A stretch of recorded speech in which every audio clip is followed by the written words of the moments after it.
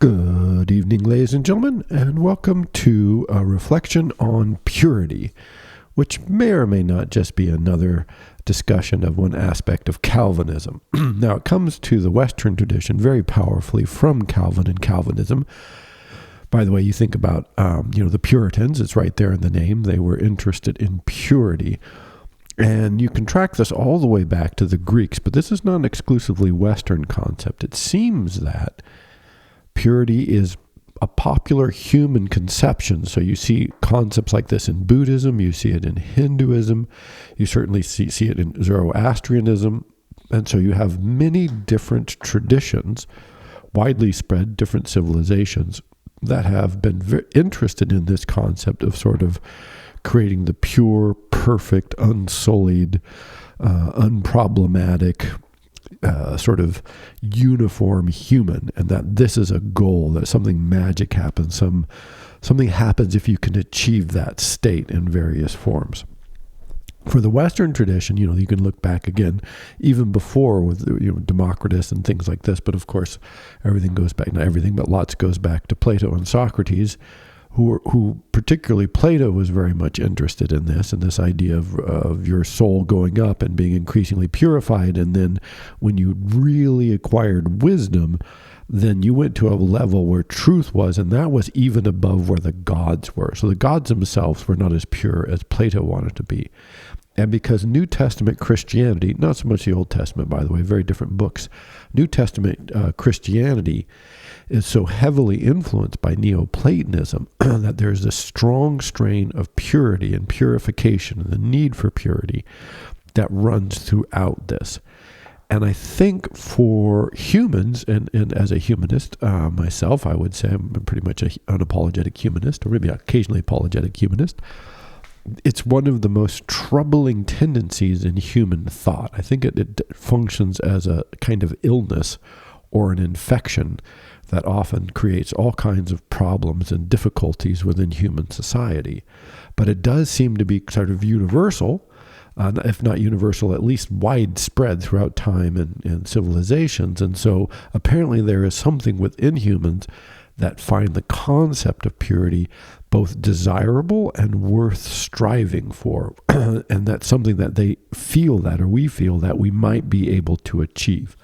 So it's a very interesting concept, and one that shapes our culture so powerfully and so consistently that I've been just led to reflect on this. And again, as an extension of pondering the nature of Calvinism and the impact that Calvinism has on American society and those kind of ideas more broadly as they spread throughout the world, and as the impact of American civilization and culture and Western civilization culture more broadly, and of course Christianity. And so I think this comes from a number of sources. So within the Calvinist or Puritan tradition, here's the problem. I know, spoiler alert for everybody out there, I hate to bring this up, but we're mortal, and the statistical evidence is pretty clear that we're going to die. And that problem, the question of mortality, is central to human culture for a long time. And in Calvinism, if you are sufficiently pure, if you're among the elect, then you don't die. That's a pretty good deal, really, when you think about it. You become immortal, or your physical body dies. But the important part, again, purity, will rise up and will live eternally. And so this promise that sufficient purity leads to immortality really, I think, underwrites a lot. And it came up recently in a couple of conversations I had over the last several months. And one thing is, again, if you move to France, you notice that a lot of people smoke here relative to the United States. A lot more people do a lot more smoking. They'll also drink wine in any time of the day and basically anywhere. And wine is everywhere. And so for Calvinism, it's like, and, talking to people who are visiting or whatever, they notice this and they're like, well, this is bad for their health. And it's like, very interesting concept. So on average, French people live longer than Americans, and they also live longer and healthier lives. Basically, every disease you look at is less common in France than in the United States.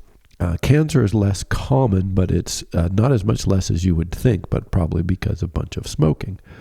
But I kept thinking about the nature of the observations people were making. And here's where purity comes in to distinguish it from other kinds of thinking. So you can go, oh, wow, cigarettes aren't that great for you. Maybe you should smoke less or not smoke, and that would help your health. And that's great. Okay, sure, why not? But what the idea is when you get purity in there is like, smoking is unclean. Smoking makes you a bad person. Smoking will destroy your life. And so if you smoke and then you get cancer, well, there you go, because you were a smoker. And then you're going to die. And it's like, well, maybe, but also you're going to die anyway, right? Like this is not you are going to die. And so whether you live an impure or a pure life, it just really makes no difference. It's that the outcome is the end of the story is written. And so for mortals, this is very frustrating. And so you have all these books in America like, oh, when good things happen, when bad things happen to good people. Very popular book. And like, how do we explain that? Well, I'm a good person and something bad happened to me. And I just want to go, well, I think this means you're alive, right? You're mortal. Once again, the mortal condition is such that, bad stuff happens to us. There's no escaping it. Because if nothing else, because we're surrounded by other mortals, people we love, people we admire, people we respect tend to die, which is really, it's horrifying. It's terrible. It really, is, if it were not so, right? But it is so. And so this is going to happen until you die. So there's this, this fundamental denial in this striving for purity. There's this goal, because it is quite literally true if you're Calvinist, but I think culturally more deeply, even people who are not Calvinists feel like, oh, if I eat right, this is one way you see it, is if you eat right and you exercise correctly and you don't do bad things, then, of course, at another level it's not true. And so what happens is, again, good habits, like, oh, it's good to have good habits. You want to feel good. You want to be healthy so you can enjoy yourself. But what does enjoying yourself consist of? If it consists of having, a beer with your coffee in the morning, well, there you go, right? That's the point of being healthy, is so that you can have a beer with your coffee in the morning, which people do. Kind of blows me away, but it's not what I do. But I'm like, wow, look, a lot of people do that here. So this is the problem. So if you're interested in health and well-being and enjoying your life, then purity is not really that much of an issue. And this is back to, if you go way back to Epicurus, this is what he was arguing. He's like, look, you don't want to do things that are unhealthy for you because it's no good to be ill. And so avoid being ill and enjoy your life to the best you can within that context. And so drinking is fine, but you don't want a hangover. This is perfectly reasonable, but has nothing to do with purity, because he says functionally that everything is fine as long as it doesn't have negative outcomes. And so gives you, you measure, and also means that it's diversity. Some people respond very negatively to alcohol, and so they shouldn't probably drink any. Some people seem to have a high tolerance. It doesn't bother them, so they should probably, they can drink more if they want, and so it goes with everything. Some people, if they run, it really hurts their knees. And so people say, oh, running is good for you. So, well, it's not good for you if it makes your knees hurt, right? That's the opposite of good for you. And it makes your life unpleasant. And so why would you do that? But the purity people say, oh, no, you burn through that. You can, work through it or something. And so that's the big distinction. So one of the problems that it seems to drive this is the notion of you are mortal. By the way, it's not just Calvinism, however, because again, Hinduism certainly has this notion of eventually transcending the mortal existence. And Buddhism, of course, gets you off the path of rebirth and you can perfect yourself.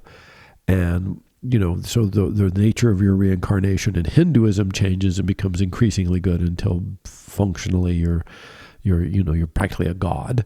And in Buddhism, of course, eventually you end that cycle completely and you just transcend and you're done.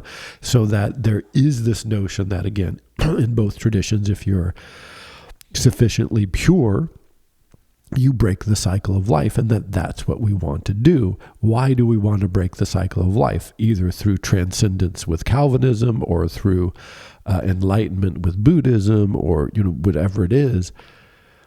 Because life is impure. It's imperfect. And in fact, this is one of the great stories from the Hindu tradition and from the Buddhist tradition is the notion of Siddhartha, who becomes the Buddha. And he was living in basically a perfect world, and he never saw any hardship. He never suffered any hardship. He was totally protected from all the ills of the universe. And already you should realize, wow, we're just in fairy tale land, that this is not real. Excuse me, I have a bit of a cold, so sorry about that. But he at some point sees an old sick man in a dead body, and this throws him off, and it makes him question everything. And he's like, oh, how do I return to that perfect state that I did inhabit up until that point? And then this is the journey that leads to the Buddha. What's weird about this, though, there's a lot of weird things about this, but is this notion of, why do we want to transcend the human condition? Because its impurity affects us. And so there's this feeling, this sensibility, or this argument that's consistently made that, there is a pure part of us, and the rest of this is the wrong part. A very different view, one that we generally do not have, is like, no, this is just the world. We're mixed. The world is mixed. Everything is sort of a mixed, matched melange of better and less well, and more health giving and less health giving, and you sort of, kind of do the best you can. And so that notion of just mortality being another aspect of a world that we inhabit, which is the nature of the world, we say, no, that's bad, and then create this narrative of pure transcendence. And so this is one of the things that underwrites the drive towards purity, both in Calvinism, but not just in Calvinism. Then there's this notion, I think, that comes with it is unassailability, which is if I am sufficiently pure in myself, then no one can attack me, can criticize me. I rise above all blame and all criticism. And if I just stand in the right way, say the right things, have the right attitudes, am the perfect person, then no harm can befall me, and my society cannot in any way find me wanting. And then at this point, I feel great, right? Because I'm unassailable. You can't bother me. You can't attack me. Of course, the levels of absurdity here are obvious because people are always happy to attack us, right? Come on. We don't need good reasons to attack people. We'll just attack people because. So one, I think it's just a complete misjudgment on the nature of society and human beings in general to think that you could make yourself somehow unassailable to criticism and social assault. History suggests that's not going to work very well.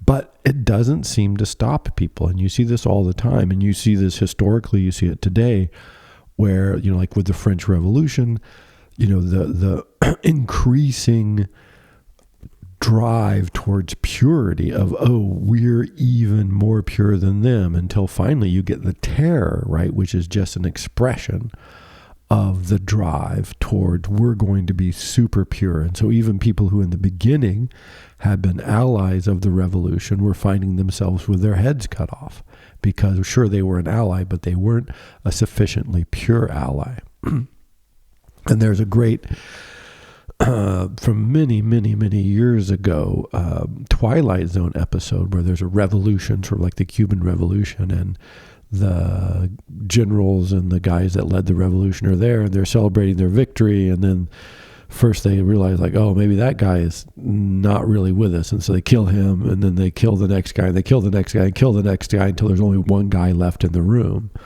And then he sort of gets nervous and kills himself, right? Which is the ultimate, expression of that drive to purity. That at some point, that kind of perfect community is going to always be driven to this just brutal elimination because you're going to feed on yourself. It doesn't have anything to do with the outside world. It has to do, once you set up those standards, then that drive towards purity, like who's the most pure, who's more pure, who can we judge as pure, who can we cut out, who can we eliminate, which makes us feel even more pure, and we can hone it down and refine it until all that's left is that absolute perfect purity, except for we know we're not that pure. And so then we kill ourselves, right? So this is, I think there's a very real element to this. And what's interesting, again, within the Calvinist tradition is because there is a limited number of elect, that you make yourself sufficiently pure? In theory, you can't, right? Because God is going to do the choosing. But in practice, people really felt like they could.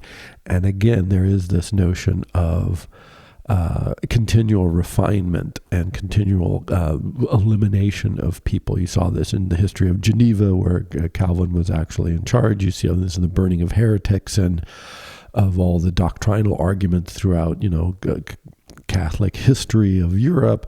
You see this in many of the Catholic battles, or not Catholic battles, the battles of in Buddhism. By the way, one of my favorite moments, and several of them, by the way, is when different Buddhist sects have gone to war with each other because, the other people are doing the Buddhism wrong, so let's kill them, which I think is I guess I've kind of funny, but also tragic, of course, in the great human tradition of, striving to purity, so that we're going to be the most pure Buddhists by killing the other Buddhists. So it seems absurd, and yet there it is. This is what I think the danger of purity is. And so this notion of if I'm sufficiently correct, if I do everything right, then I become unassailable, then no one can attack me, becomes in some ways literalized. So you have like knights, sort of the traditions of the Knights of the Round Table and these myths who were, because they were pure of heart and pure of mind, they could not be attacked by evil. So it's just sort of taken this metaphor and literalized it, like they're untouchable, they can't be killed, their armor can't be pierced, the demons can't attack them because they are so pure. It happens in the Ramayana, it happens in one of the myths of the Mahabharata, right, where sufficient purity and motives will protect you, in this case women, from the most evils that stalk the world. Of course, historically speaking, there's no evidence this is actually true, but as a cultural construction, nonetheless, it is there. And then 3, so besides, the mortality, the overcoming mortality, the becoming unassailable, is also this love of and interest in orthodoxy or fanaticism. I think it's a real dangerous, but again, human drive to say this, pure, again, if I can just get rid of all excess distraction, if I can only focus on a single thing and bring all my power to bear upon it, then something good. And this it's so written so large in American culture, and again, not just in American culture, this occurs all over the world. But if you can think of most every spy thriller, right, where bad thing happens, spy must save day, and so it doesn't matter what usually he does, kill people, jump through buildings, blow up buildings, car crashes, planes crash. None of that matters because I'm focused on a singular goal. And by being focused on that singular goal, then I'm going to achieve something great. Save the world, save the girls, save the country. And so all other values fall away. And this, of course, you can see this is the terrifying thing about fanaticism is you, in search of this unassailability, in search of this transcendence, all the other muddy, confusing, distracting, mucky bits of the world, like, traffic is in my way, perhaps I should go slow and not endanger those pedestrians. No. My mission is more important than the pedestrians. I can roll through a city firing off machine guns because my mission, my goal, my focus is more important than anybody else, than anything else, than any other values or rules. And so it has this weird mix, this drive for purity, this sort of fanatical focus, in that, it tends to be very limiting. So if you think of the Puritans, right, we're going to have all these rules, all this, but in pursuit of those rules, it's very liberating. Hey, we get to burn people at the stake. We get to torture people. We get to turn our neighbors in. That's great fun, right? Like we get to do all this. We're freed from all those normal limitations. We can cut their heads off with a guillotine. We can just grab people we don't like and have them executed. It's that freedom of fanaticism, all the rules that we were supposed to be following, all the guidelines that have been, keeping us down, as it were. Now they're torn away, because in pursuit of my transcendence, in pursuit of my goals, I've purified my drives down to a single one. Nothing else matters. And now life is simple and direct. And I'm not confused. Again, I've become unassailable and pure. And again, you see this in all those stories of the knights errant, where their suffering doesn't matter, the suffering of other people doesn't matter, starvation doesn't matter, cold doesn't matter. I'm pure. My goal is pure. Therefore, I will achieve it, and nothing can stop me. Right? This is so great. And so purity gets rolled up into all these orthodox and fanatical sort of movements as I think necessary. I was trying to think of examples of highly fanatical movements that did not have this purity, like, we're going to purify the Communist Party. We're going to purify our country. Right? We're gonna make it, like, once you start talking in that language, it almost seems inevitable and unavoidable that you're going to start working against the human and start doing awful things of various natures. And then another aspect of this, which carries on from all of these and is deep in there, is one of the great things about humans is we have this capacity to imagine the world as not as it is. Right? We have imaginations. We can imagine that things could be different. I could be different. The world could be different. My experiences all could be very different. And because our imaginations are large and varied, we can, we have this capacity, science fiction writing, generally fantasy novels, right? The ability to imagine, to project, theater, all these things are products of the human imagination. And it seems that one of the things we like to imagine is this condition of purity.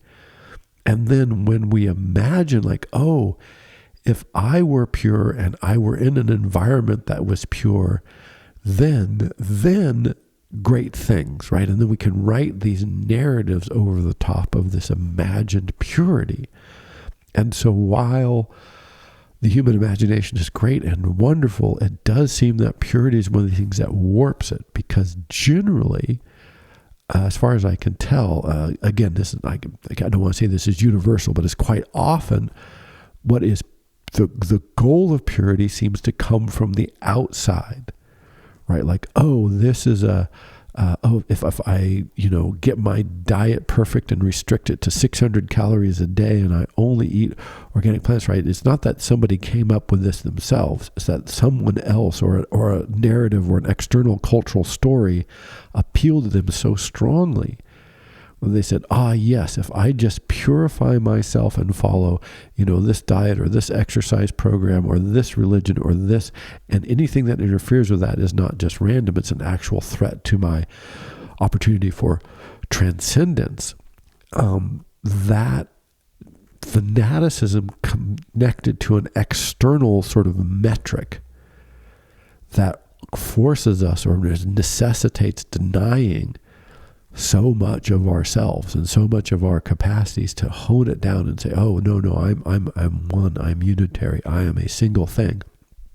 That power, which it really is, right, seems deep-seated, and this is why it becomes, terrifying when emphasis on purity rather than anything else. So you can emphasize health, but as I said before, it just doesn't necessarily mean purity, right? You can invite joy, you can emphasize sort of trying to, achieve something. People often try to do this. Oh, I'm going to achieve something. I'm going to get rid of all the excess distractions. Like on one hand, yeah, this is great, right? It's true. Like if you want to, I don't know, whatever you want to become a stockbroker or a big trader or something, stop worrying about other things, focus on the markets, learn about that, learn about investment strategies, all these things. This is going to help, right? Because you're going to focus your mind. But it's when that gets turned over into like, oh, if I can achieve perfect focus on this, then the outcome will be so maximally great that I will have, again, transcended my existence and basically transformed myself into another sort of being. Then kind of bad things seems to follow, because this is the link between imagination and fanaticism. And so purity in this sense is I'm always leery of it. It always makes me quite nervous, because I'm like, because it wants to say, like, again, if you look at Calvinism, if you look at Buddhism, if you look at Neoplatonism or Platonism, that one of the things that consistently comes up is, hey, like the body is imperfect. It's just a vessel for the soul. And that soul is going to transcend all of the mucky, painful, desire-filled, hunger, unsated love. All that stuff is going to go away. But one question to ask, and as a humanist I would ask it, is answer, of course not. But, right, are you still a human? Right? Like, don't we want to be human? Why do we want to transcend being human? Don't we like being human? I think people really like being humans. I think people really like eating and enjoying the pleasures of life and getting hungry. Not too hungry, but a little hungry is nice. And then, you eat something and you feel good and like, wow, it's great to be human. But we're like, no, we can, if I can just liberate myself from hunger, then I wouldn't have that problem. And you're like, well, it's kind of a problem, but it's like a human condition. Do we really want to transcend the human condition? And it turns out that people have historically sort of wanted to, but I don't know how many people. I think most people are just perfectly happy with the human condition. They'd like to mitigate some of the greater pains and suffering, which seems reasonable, but not necessarily get rid of themselves and all their flawed and hopeless nature. And so what we want to do when we try to strive for purity is in some ways make ourselves not us. And so a question I would often ask to people who raise these kinds of things is, why don't we like us, right? What is it about us that we don't like? And is purity the route to correcting this? So again, I mentioned this in an earlier lecture. You can ask, is it okay for someone to be racist? This is different from being a racist society, right? We don't want laws that are racist. We want, equality before the law. But in a free country, shouldn't it be okay for people to actually hold racist beliefs? Isn't that the freedom of conscience, freedom of thought, freedom of outlook? Shouldn't we embrace that? I mean, it makes things complicated. It makes the world less pleasant and wonderful than it might be if we somehow magically eliminated racism. But when people say, not only do we want freedom before the law and equality before the law, which is actually an achievable goal, but we want to somehow create and enforce a thought regime in which a certain mode of thinking, by the way, which historically speaking, a very popular mode of thinking, becomes impossible. Like, wow, that's, I understand the goal. I understand why people want this. And it would certainly be theoretically a better world, but it would be a world without humans as we've known them and as we have them. And so that's part of the problem, is not to say, hey, what can we do to address the problems that racism introduces, or how do we create laws that don't promulgate racism? But when we say, I want the capacity to even think a racist thought not to exist, wow, so now we are trying to purify the human. And when you try to purify the human, history suggests this is not going to work, number one, and then bad things are going to happen, number two. Another example of this that I always like, because it's one of these, historical ironies, is when sculpture from the Greek world was dug up, it was generally of this very pure white marble, and you had these very clean forms and these naked human figures, and everyone's like, wow, this is so amazing, the purity of Greek thought, the purity of their outlook. You can see the, white is pure, speaking of racism, and, the lines are so clean, and, look at the elegant form, and the embracing the human, all the things that came up in the 19th century, 18th century rediscovery of the Greek world, even going back all the way to the Renaissance, of course. Now, of course, we know that this is very inaccurate, and that these statues, they were painted, so they had dark skin. The marble was white, so they painted it to the skin color of Greeks, which is fairly dark-skinned, brown. Eyes were painted. They wore jewelry, makeup, and lipstick, and clothes and costumes, and generally, apparently, they were quite gaudy. And in one of the temples, indeed, I think this was standard practice, but I know it was true in Athens, but I think it was standard practice in much of the Greek world, is that you would make donations to the gods, sacrifice to the gods, and then that would be turned into jewelry, and it was sort of a treasury for the city, as it were. But it was proof of your faithfulness. So they were sort of blinged out, right? They weren't wearing a little bit. They were wearing a lot. They were overwhelmingly dressed on occasion. And so that whole theory that, the Greeks striving for perfection of form and line, and how elegant and pure and white, and all, it was just nonsense, right? This wasn't true. And yet, despite the fact that now we know was inaccurate, wow, it doesn't make the statues less beautiful. It just makes our attempt to write them in as part of our love of purity, and as proof of the purity that has come to us from antiquity, is simply inaccurate. And I was thinking about this, and I was talking to a poet, and it reminded me of the Gerard Manley Hopkins poem, Pied Beauty. And I'll read it because it's a very short poem, but I think it gets the sense of this. Glory be to God for dappled things, for skies of couple color as a brinded cow, for rose moles all in stipple upon a trout that swim, fresh fire-cold chestnut falls, finches' wings, landscape plotted and pieced, fold, fallow, and plow, and all trades their gear and tackle and trim, all things counter, original, spare, strange, whatever is fickle, freckled, who knows how, with swift, slow, sweet, sour, a dazzle dim, he fathers forth whose beauty is past change, praise him. And so this notion of saying, wow, the mixed, the changeable, the brinded cow, skies of couple color, right? The finch's wings, they flash, they appear, they disappear. The fold, fallow, and plow of land, right? Is the variation, the diversity, the change that dazzles, that engages, that enhances. And again, this is why the Greek statuary, I think, is so interesting, is because that notion of, these fixed in marble, color fixed, form fixed, everything is no longer, right? He fathers forth whose beauty is past change. You're done, you're dead, it's over if you don't change, if your beauty doesn't alter, if it doesn't evolve.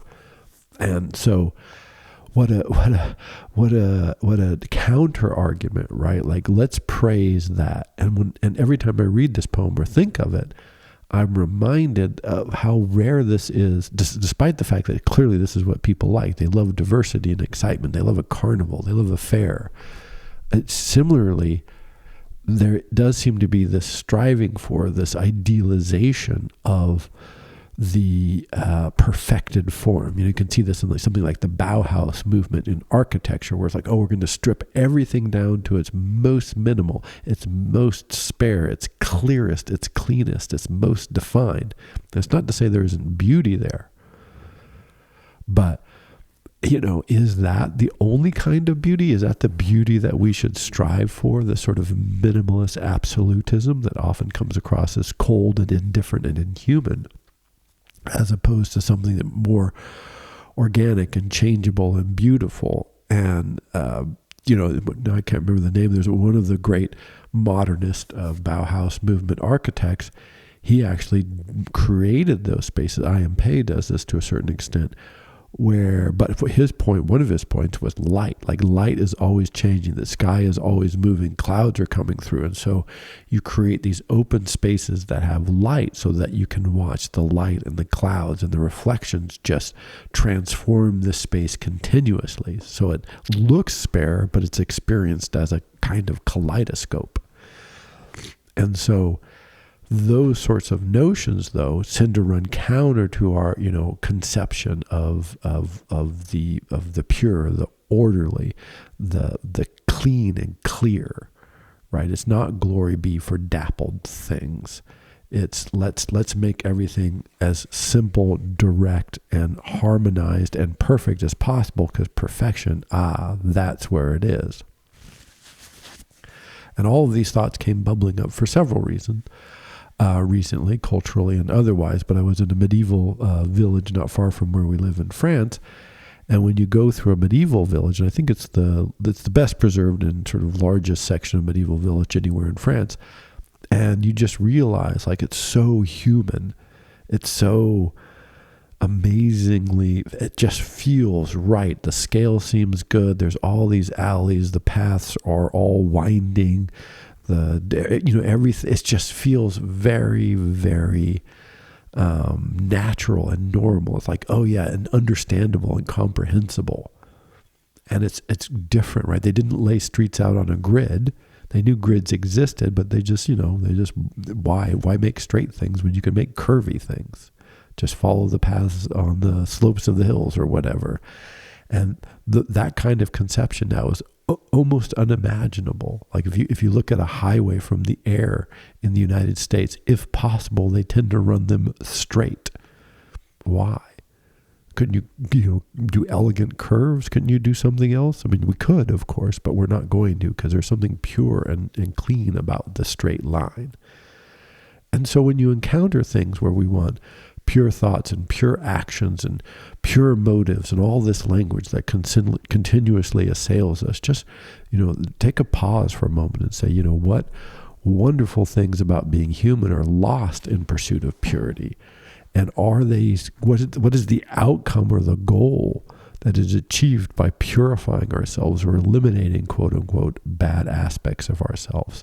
And how much of the human, the earthy, carnal, sort of physical, emotional element of being human, when people say we want to transcend or go beyond, like why? Like what is it that we would gain and what is it that we would lose? Because when you stop and ponder, as Gerard Manley Hopkins does, I think you kind of get the sense of, oh yeah, there's a lot. We really do. We love our bodies, right? We really do love our bodies, and we love ourselves and we love our world.